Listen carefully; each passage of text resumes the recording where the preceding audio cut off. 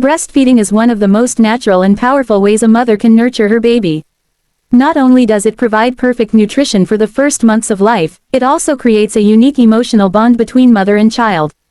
Today we'll talk about why breast milk matters, practical tips for successful breastfeeding, common challenges and how to handle them, and when to ask for help.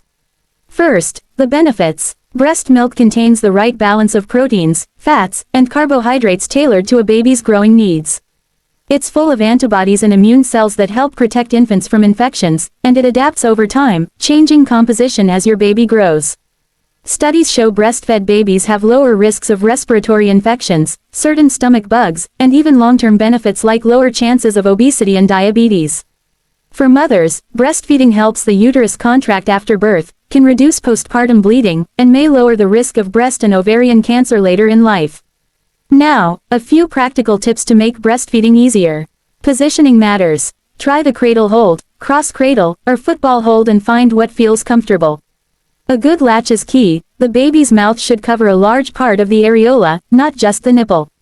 Listen for gentle swallowing, and watch the baby's cheeks. They should be rounded while feeding, not sucked in. If feeding is painful beyond the first minute or two, gently break the suction by inserting a clean finger at the corner of the baby's mouth and relatch. Feed on demand in the early weeks. Newborns often nurse 8 to 12 times in 24 hours. Watch feeding cues like rooting, sucking on hands, or lip smacking rather than waiting for crying. Offer both breasts at each feed if your baby seems hungry after the first side. This helps maintain milk supply and ensures the baby gets the richer, higher calorie hind milk. Many mothers worry about milk supply. Frequent nursing, ensuring a proper latch, and fully emptying the breast over time help maintain supply. If you're separated from your baby, pumping regularly, about as often as the baby would feed, signals your body to produce milk. Stay hydrated and try to rest when you can. Stress and extreme fatigue can make breastfeeding more challenging. Common challenges and quick fixes. Sore nipples are often caused by a poor latch. Try repositioning and seek support from a lactation consultant. Engorgement can be eased by warm compresses before feeds and cold packs after. Blocked ducts benefit from massage toward the nipple while feeding or pumping. Persistent painful lumps should be checked by a professional. If mastitis breast infection develops, symptoms include fever, severe pain, and flu-like signs. See a doctor promptly. With treatment, many mothers continue breastfeeding safely.